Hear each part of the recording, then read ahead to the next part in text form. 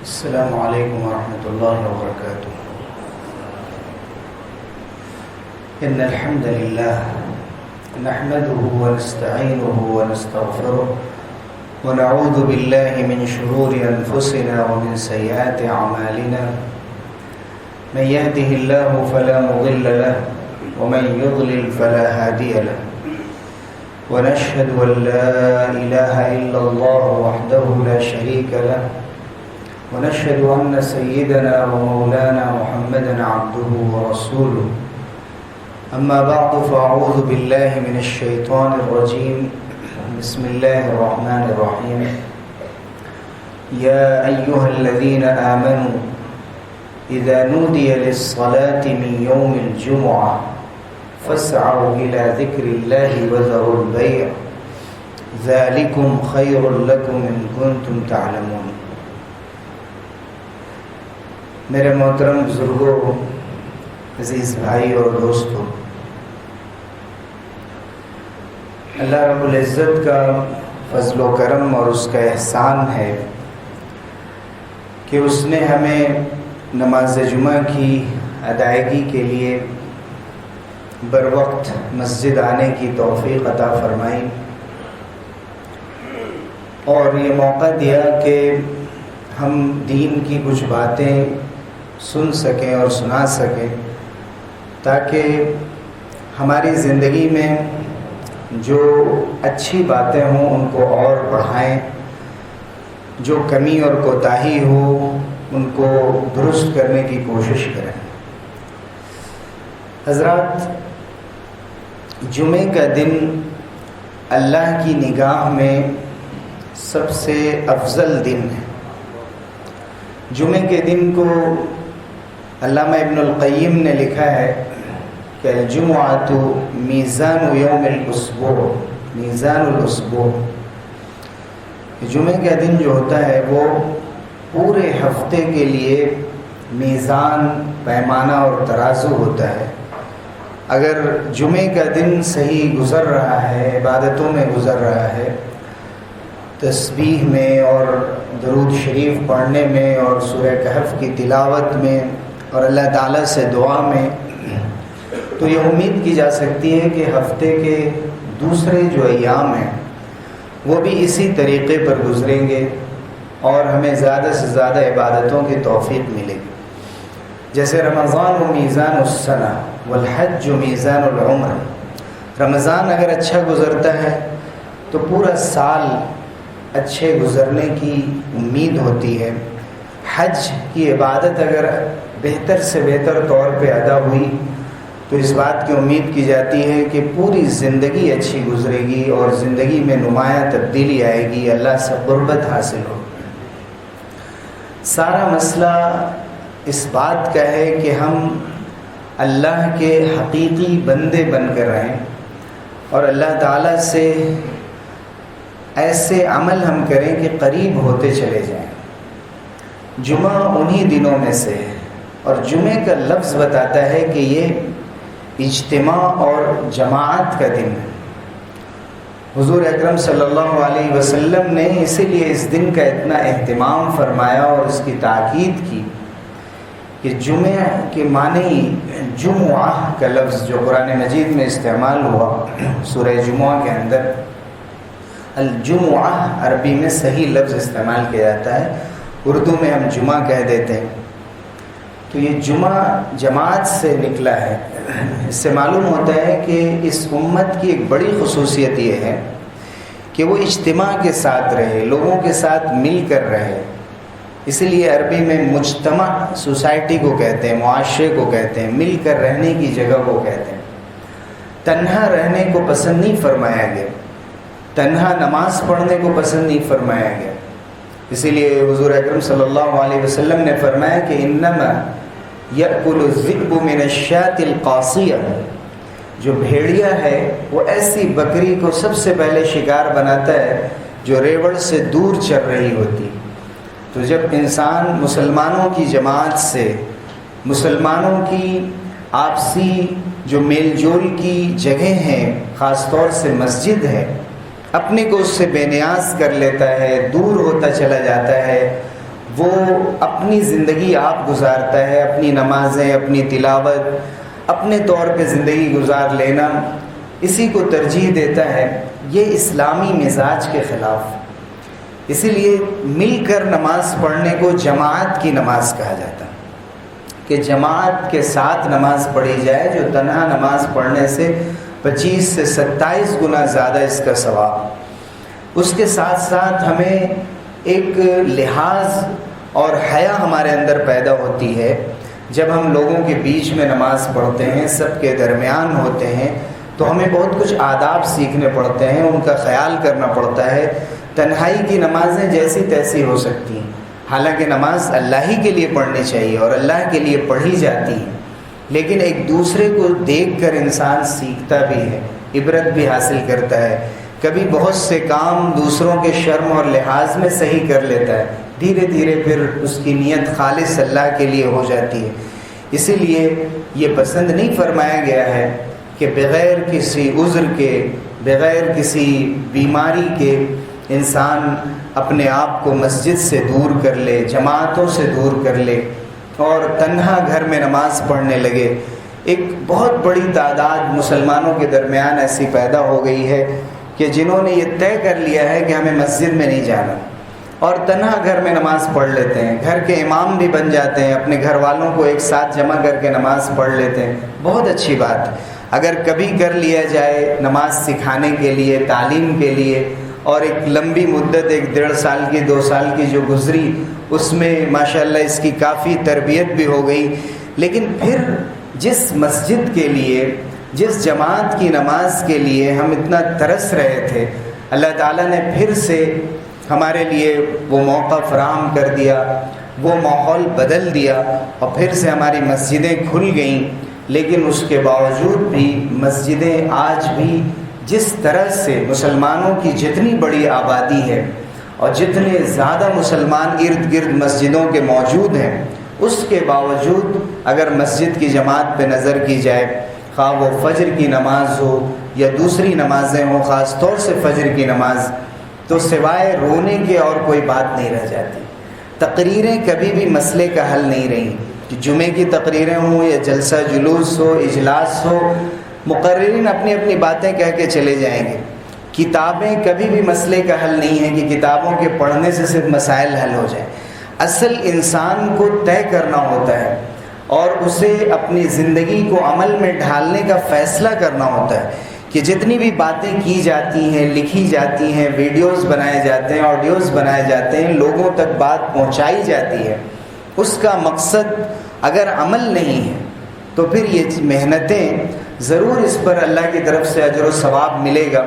لیکن اس کا نتیجہ نہیں نکل سکتا، اس کا رزلٹ نہیں آ سکتا۔ ضرورت ہے کہ جمعے کی ان تقریروں کو کہنے والا بھی اور سننے والے بھی اپنے حق میں زندگی میں ایک تبدیلی کا ذریعہ بنائیں،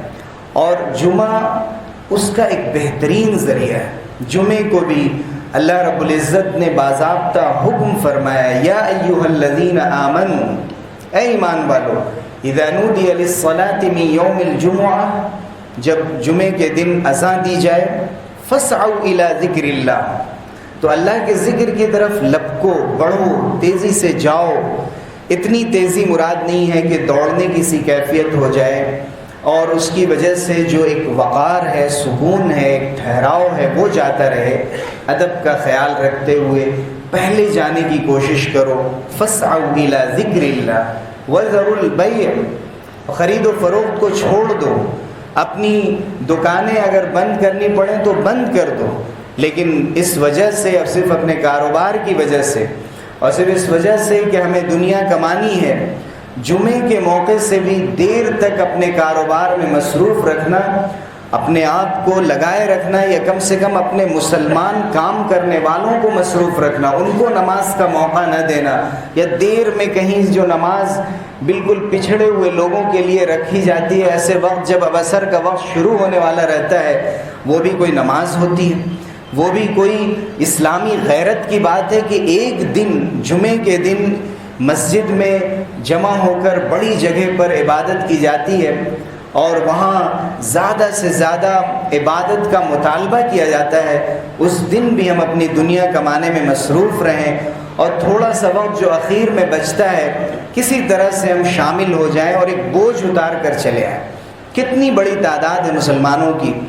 جو خطبہ شروع ہونے کے بعد، خطبہ بالکل ختم ہو رہا ہے اس وقت یا خطبے کے ختم ہو جانے کے بعد، آپ یقین کیجئے کہ جب بھی انسان اپنے گھر سے نکلنے، آفس سے اور دکان سے نکلنے کا ارادہ کرتا ہے اور جو ٹائم لمٹ لے کر چلتا ہے کسی بھی کام کے لیے، آج کے زمانے میں خصوصاً حیدرآباد میں اور اس طرح کے بڑے شہروں میں جو ٹریفک ہے کبھی بھی اپنے کنٹرول میں نہیں، انسان اندازہ کرتا ہے بالکل غلط اور روزانہ دھوکہ کھاتا ہے، اس کے باوجود بھی نکلنے کا وقت ایسا متعین کرتا ہے کہ چلو اگر نماز چھوٹ بھی گئی تو ظہر پڑھ لیں گے، کہیں اور دیکھ لیں گے، اور بسا اوقات دیکھا جاتا ہے کہ نماز ختم ہو گئی اس کے بعد بھی لوگوں کا تانتا بندھا ہوا ہے اور لوگ آ رہے ہیں۔ اسی وجہ سے اردو خطبے کے بعد اور اصل جمعے کے خطبے کے درمیان وقت دینا پڑتا ہے کہ لوگ اپنی سنت مؤکدہ پڑھ سکیں، کہ پہلے سے مسجد میں آنے کا اہتمام نہیں رہا۔ حضور اکرم صلی اللہ علیہ وسلم نے فرمایا تھا کہ یہودیوں کو بھی جمعے کا دن دیا گیا تھا، عیسائیوں کو بھی جمعے کا دن دیا گیا، ان پر فرض کیا گیا تھا کہ اس دن عبادت کریں، فاختلفوا فیہ، ان لوگوں نے اس میں اختلاف کر لیا، ضلوا واضلوا، گمراہ ہو گئے، راستے سے دور چلے گئے، کسی نے ہفتے کے دن کو چن لیا، یہودیوں نے، عیسائیوں نے اتوار کے دن کو چن لیا۔ حضور اکرم صلی اللہ علیہ وسلم نے فرمایا کہ نحن الآخرون السابقون یوم القیامہ، ترتیب کے اعتبار سے امت میں ہم سب سے اخیر میں ہیں، لیکن قیامت کے دن سب سے پہلے اس امت کو دعوت دی جائے گی۔ المقضی لهم قبل الخلائق، دوسروں لوگوں سے پہلے ان کا حساب و کتاب مکمل ہو جائے گا۔ اور بتایا گیا کہ یہود و نصارہ نے جمعے کے دن کو پہچاننے میں اور اس کی فضیلت کو سمجھنے میں غلطی کی، مسلمانوں نے اس دن کی اہمیت کو سمجھا، اور اسی لیے اللہ تعالیٰ نے یہ نظام رکھا کہ جمعے کا دن پہلے آ رہا ہے، اس کے بعد الیہود غدن والنصارى بعد غد، اس کے بعد یہودی اپنا دن مناتے ہیں، اس کے بعد عیسائی اپنا دن مناتے ہیں۔ اسی لیے جب مسلم معاشرہ تھا اور اسلام کا دورہ تھا دنیا میں، تو جمعے کے دن تعطیل ہوتی تھی، جمعے کے دن چھٹی ہوتی تھی۔ آج بھی مدرسوں میں اور دینی اداروں میں اور بہت سے اسلامی ملکوں میں اب تک جمعے کے دن کی چھٹی چلی آ رہی تھی، اب اس میں بھی تبدیلیاں ہو رہی ہیں۔ تو یہ اسی لیے رکھا گیا تھا کہ آج کے دن کو صرف عبادت کے لیے خاص کر لیا جائے۔ کم سے کم انسان اگر ہفتے بھر نہیں کر پا رہا ہے تو آج کے دن کو فارغ کر لے اور عبادت میں مصروف ہو جائے۔ جمعے کی نماز ہر مسلمان مرد پر جو عاقل بالغ ہے، جو کہ بیمار نہیں ہے، جو سفر میں نہیں ہے، اس کے اوپر فرض ہے۔ اور اس کے ساتھ ساتھ وہ لوگ جیسے عورتیں ہیں، جیسے کہ بیمار ہیں، مسافر ہیں، بچے ہیں، اگر ان کو بھی جمعے کی نماز کا موقع مل گیا اور وہ حاضر ہو گئے تو وہ بھی جمعہ پڑھ لیں۔ لیکن کم سے کم جن لوگوں کا ذکر کیا گیا ان کو تو اہتمام کرنا ضروری ہے۔ حضور اکرم صلی اللہ علیہ وسلم نے اس کی اتنی تاکید فرمائی،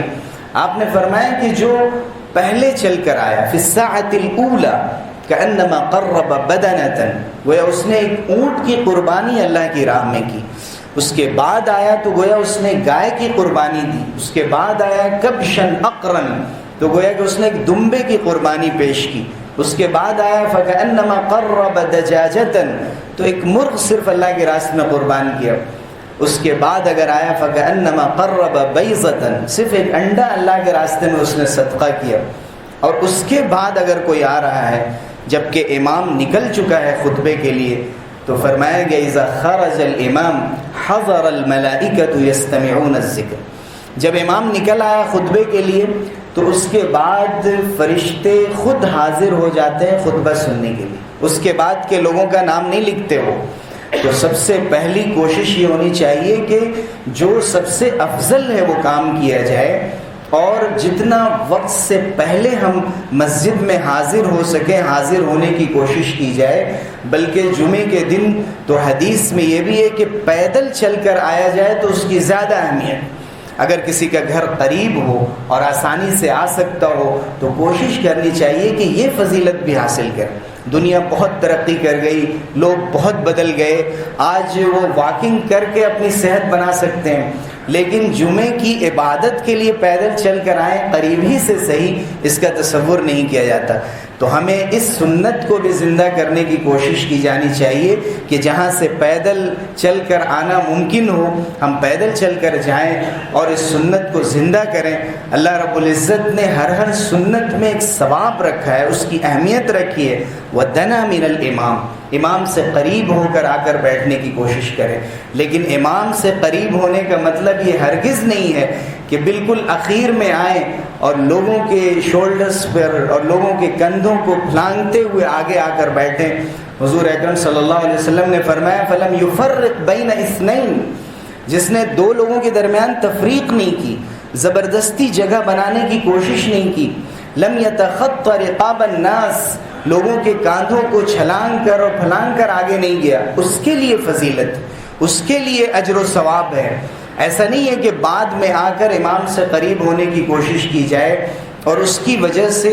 لوگوں کو تکلیف پہنچائی جائے۔ حضور اکرم صلی اللہ علیہ وسلم نے جمعے کے دن غسل کی اہمیت بیان فرمائی۔ بعض بزرگوں اور علماء کے نزدیک تو جمعے کے دن کا جو غسل ہے وہ واجب ہے، اور زیادہ تر لوگوں نے اسے کم سے کم جمعے کے دن کی سنت اور اسے مستحب قرار دیا ہے۔ حضور اکرم صلی اللہ علیہ وسلم نے فرمایا کہ من توضأ فبها ونعمت، اگر کوئی وضو بھی کر لے تو کافی ہے، لیکن من اغتسل فالغسل افضل، جو غسل کرے جمعے کے دن اور جمعے کی نیت سے غسل کرے، اور اس کے ساتھ ساتھ انسان کی جو ناپاکی ہے اور گندگی ہے، اسے ناخن کاٹنا ہے، اپنے بال برابر کرنے، یہ سارے کام جمعے کے دن افضل بتائے گئے ہیں کہ ایک آدمی بالکل تیار ہو اور اپنے آپ کو جمعے کی رات سے ہی یہ سوچ کر رکھے کہ کل جمعے کا دن ہے۔ اسی لیے جمعے کی رات سے ہی سورہ کہف کی تلاوت افضل ہے، جمعے کے دن میں بھی اور جمعے کی رات میں بھی۔ درود شریف جیسے جمعے کے دن میں پڑھنا افضل ہے، ویسے ہی جمعرات کا دن گزارنے کے بعد مغرب کی نماز سے جمعے کی رات شروع ہو جاتی، اسی وقت سے کم ہمیں 2 کام کر لینے چاہیے۔ سورہ کہف کی تلاوت کر لیں، اگر پوری نہیں کر سکتے تو کم سے کم شروع یا اخیر کی یا کہیں سے بھی 10 آیتوں کی تلاوت کر لینی چاہیے، اور درود شریف کا زیادہ سے زیادہ اہتمام کرنا چاہیے۔ حضور اکرم صلی اللہ علیہ وسلم نے فرمایا کہ جس نے جمعے کے دن سورہ کہف کی تلاوت کی اضاء له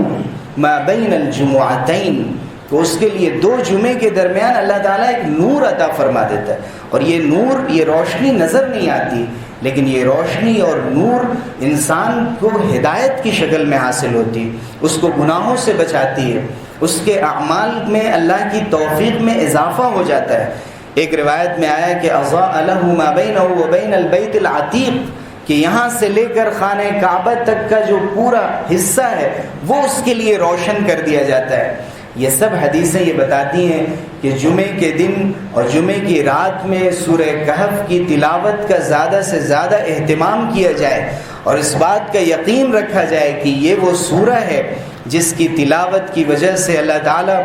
دجال کے فتنے سے بھی محفوظ رکھے گا اور دجالی فتنوں سے بھی محفوظ رکھے گا۔ دجال کا فتنہ اگرچہ دجال نہیں آیا، لیکن دجال کے جو چیلے چپاٹے اور اس کے شاگرد ہیں وہ پوری دنیا میں دندناتے پھر رہے ہیں، اسی کی تہذیب، اسی کا کلچر اور اسی کے سارے سکھائے ہوئے جتنے بھی انداز ہوں گے وہ سب دنیا میں اس وقت موجود ہیں، اور ظاہر اور باطن میں اتنا زیادہ فرق ہو گیا ہے، چیزیں اندر کچھ ہوتی ہیں باہر کچھ ہوتی ہیں، یہی تو ہے دراصل دجالی فتنہ۔ اس سے بھی اللہ تعالیٰ محفوظ فرماتا ہے اگر کوئی سورہ کہف کی تلاوت کرتا رہے۔ حضور اکرم صلی اللہ علیہ وسلم نے درود شریف کے پڑھنے کی فضیلت اور اہمیت بیان فرمائی، اس کے ساتھ ساتھ جمعے کے دن پڑھنے کی خاص طور سے اہمیت بیان فرمائی، اور فرمایا فَإِنَّ الصَّلَاةَكُمْ مَعْرُوضَةٌ عَلَيَّ، تمہارا جو درود و سلام ہو میرے پاس پیش کیا جاتا ہے، اور آج کا آج ہی پیش کر دیا جاتا ہے۔ حضور اکرم صلی اللہ علیہ وسلم کا اس امت پر حق ہے کہ زیادہ سے زیادہ درود بھیجیں۔ حضور صلی اللہ علیہ وسلم سب سے افضل، ہمیں ان کے ذریعے سے دین ملا، قرآن ملا، نماز ملی، روزے ملے، حج ملا، عمرہ، پوری زندگی کا دستور ملا، جمعے کا دن بھی سب سے افضل۔ حضور کا حق ہے کہ دنیا کے سب سے افضل ترین دن میں حضور اکرم صلی اللہ علیہ وسلم پر درود پڑھنے کی سعادت حاصل کی جائے، اپنے حق میں بھی دعا کی جائے، دوسروں کے حق میں بھی دعا کی جائے۔ اس کے ساتھ ساتھ کرنے کا کام جمعے کے دن یہ ہے کہ اس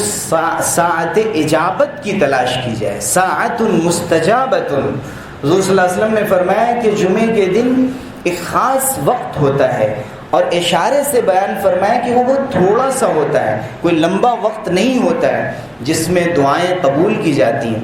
حضور اکرم صلی اللہ علیہ وسلم نے فرمایا کہ جو کچھ بھی انسان مانگتا ہے الا اعطاہ اللہ ایاہ، اللہ تعالیٰ اسے عطا فرماتے ہیں۔ جیسے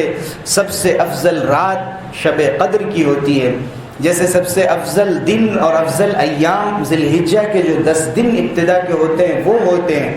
ویسے ہی جمعے کا ایک افضل ترین وقت ہے جس کی تلاش میں ہمیں رہنا چاہیے۔ جیسے شب قدر کو چھپا لیا گیا، جیسے اسم اعظم کو چھپا لیا گیا، اسی طرح جمعے کے اس دن میں قبولیت کا وہ کون سا وقت ہے واضح طور پہ نہیں بتایا گیا، اگرچہ اشارے کیے گئے کہ عصر سے مغرب کے درمیان کا وقت، اور خاص طور سے فی الاواخری بعد العصر، عصر کے بعد اور مغرب کا وقت شروع ہونے سے پہلے جو وقت ہے اس کا زیادہ سے زیادہ اللہ کی دعا میں، اللہ تعالیٰ سے دعا میں اور ذکر میں اس وقت کا استعمال کیا جائے، یا جب امام خطبے کے لیے نکل جائے اس وقت سے نماز ختم ہونے تک۔ ظاہر ہے کہ اس وقت جو دعا کی جائے گی ہاتھ اٹھا کر یا زبان سے نہیں بلکہ دل ہی دل میں یہ دعا کی جائے گی، اس لیے کہ اس وقت خطبہ ہے، اور خطبہ ایک ایسی عبادت ہے کہ جس کے سلسلے میں بہت زیادہ کوتاہی پائی جاتی ہے۔ جمعے کے دن بھی لوگ نماز کے اعتبار سے مسجد میں حاضر ہوتے ہیں، حالانکہ خطبے کے اعتبار سے حاضر ہونا چاہیے۔ حضرت ابوبکر صدیق اور حضرت عمر رضی اللہ عنہ کے دور تک صرف یہی ایک خطبے کی اذان ہوتی تھی، پہلی والی اذان نہیں ہوتی تھی۔ حضرت عثمان رضی اللہ عنہ نے اپنے زمانے میں زورہ کے مقام پر، جو مارکیٹ کا علاقہ تھا، اونچی جگہ تھی، وہاں سے اس اذان کی ابتدا کی۔ صحابہ نے آپ سے اتفاق کیا اور یہ اجماع ہو گیا، اور اس کے بعد ایک اذان لوگوں تک خبر کو پہنچا دینے کے لیے، اور اس بات کے لیے کہ ایسا نہ رہ جائے کہ کوئی خطبے سے پہلی والی اذان سے بھی محروم رہ جائے، پہلے لوگ مسجد میں حاضر ہو جائیں۔ اور اسی لیے قرآن مجید میں فرمایا گیا کہ تم نماز کے لیے دوڑتے ہوئے آؤ، فوراً حاضر ہو جاؤ، اپنے دوسرے کاموں کو چھوڑ دو، تم بیع و شراء چھوڑ دو، خرید و فروخت چھوڑ دو، کرائے کے معاملات مت کرو، جتنے بھی دنیا کے کاروبار ہیں اور جو چیزیں بھی دنیا سے اور اللہ کی عبادت سے غافل کرنے والی ہیں، جمعے میں حاضر ہونے سے روکنے والی ہیں، ان سے اپنے آپ کو دور کر دو۔ اور اس آیت کے اندر جو ذکر کا لفظ استعمال ہوا ہے اس کے معنی خطبے کے ہیں، اور خطبے کا مطلب یہ ہوتا ہے کہ نماز تو ہم نہیں پڑھ رہے ہیں لیکن نماز جیسی کیفیت ہونی چاہیے۔ جیسے ہم خطبے میں بے وجہ ہاتھ نہیں اٹھاتے، خطبے میں جیسے نماز کے اندر ہم بات چیت نہیں کرتے، کھانا پینا نہیں ہوتا، کسی کو سلام نہیں کرتے، سلام کا جواب نہیں دیتے، زیادہ حرکتوں سے بچتے ہیں، ویسے ہی خطبے میں بھی ان تمام آداب کا خیال رکھنا چاہیے۔ حضور اکرم صلی اللہ علیہ وسلم نے فرمایا من مس الحصى فقد لغا، جب خطبہ ہو رہا ہو اس وقت اگر کسی نے کنکری بھی چھو لی، یا جیسے لوگ دری سے یا مصلے سے کھیلتے رہتے ہیں یا کوئی چیز ہاتھ میں لے لیتے ہیں اس سے کھیلتے رہتے ہیں، جو شخص ایسا بھی کرے اس نے لغو کام کیا، بیکار کام کیا، گناہ کا کام کیا۔ یہاں تک فرمایا حضور اکرم صلی اللہ علیہ وسلم نے اذا قال والامام یخطب انصت فقد لغا، ایک شخص بات کر رہا ہے، غافل ہے، دوسرا شخص خطبے کے درمیان اس سے کہہ رہا ہے کہ خاموش ہو جاؤ، بات مت کرو، اس نے بھی گناہ کیا۔ یعنی خطبے کے درمیان ہم ایک دوسرے کو منع بھی نہیں کر سکتے، روک بھی نہیں سکتے، اس لیے اپنی اپنی ذمہ داری ہے کہ خطبے کو بالکل نماز کی طرح سے ہم سمجھیں اور پورے ادب کا خیال رکھتے ہوئے خطبہ سنیں، اور اس کی تو کوئی گنجائش ہی نہیں ہے کہ ہم آپس میں بات کرنے لگیں، یا ہم اس طرح سے خطبہ سنیں کہ جب خطبے کی دعا ہوتی ہے اس کا بھی ہمیں خیال رکھنا چاہیے کہ خطبے کی دعا میں ہاتھ اٹھانے کی اجازت نہیں، اس حرکت کی بھی اجازت نہیں ہے، صرف دل ہی دل میں آمین کہنا ہے، زبان سے بھی آمین کہنے کی ضرورت نہیں ہے، دل ہی دل میں آمین کہہ لینا اور غور سے خطبے کو سنتے رہنا۔ نماز اگر خطبہ شروع ہو چکا ہے تو نماز بھی ہمارے اوپر نہیں ہے، اگر پہلے سے پڑھ رہے ہیں تو ہم جلد از جلد اپنی نماز مکمل کر لیں۔ یہ خطبے کے آداب ہیں جن کی رعایت عام طور سے ہم سے نہیں ہو پاتی ہے، اور عام طور سے بھی بعض جو دعائیں ہوتی ہیں جیسے اذان کے بعد کی دعا ہے، جیسے کہ کھانے کی دعا ہے، جو مختلف موقعوں سے پڑھنے کی دعائیں ہیں، وہ ہاتھ اٹھا کر نہیں مانگی جاتی۔ ہاتھ اٹھا کر جب اللہ کے سامنے باضابطہ ہم دعا مانگ رہے ہیں اس وقت مسنون ہے۔ حضور اکرم صلی اللہ علیہ وسلم کی سنت یہی ہے کہ خاص موقعوں سے جو دعائیں مانگی جاتی ہیں وہ صرف زبان سے مانگی جائیں گی، ان میں ہاتھ نہیں اٹھایا جائے گا۔ ہمیں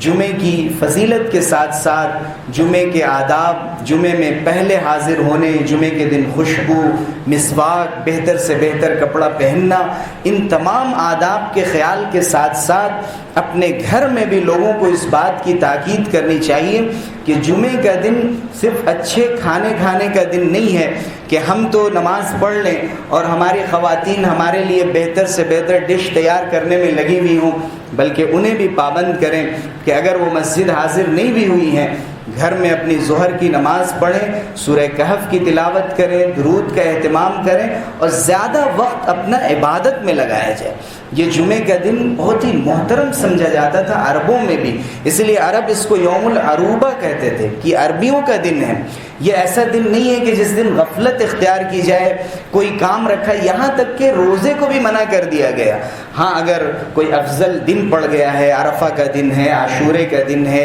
ہفتے میں مہینے میں جو ایام 20 3 دن ہوتے ہیں ان میں جمعے کا دن آ جائے تو پھر ہم جمعے کے دن کو شامل کر لیں۔ یا ہمارا کوئی معمول ہے روزہ رکھنے کا، ملا کر ہم 2-3 دن روزہ رکھتے ہیں تو ٹھیک ہے، لیکن صرف اگر کوئی سمجھتا ہے کہ صرف جمعے کے دن روزہ رکھنا ہے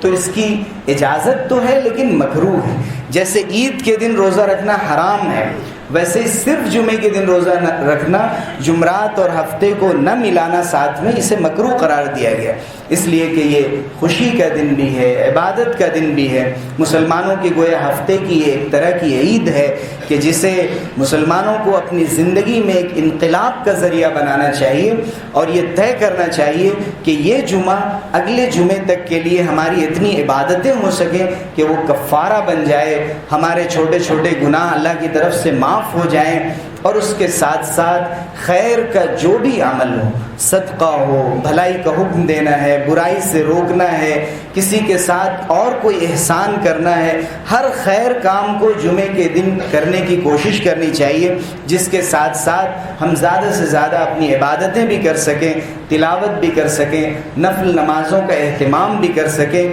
اور اس دن کا اہتمام مغرب تک جاری رہنا چاہیے۔ اللہ تعالی ہم سب لوگوں کو عمل کی توفیق سے نوازے اور زیادہ سے زیادہ جمعے کی اور تمام مناسبات کی قدر کرنے کی توفیق دے۔ آمین۔ وآخر دعوانا الحمدللہ۔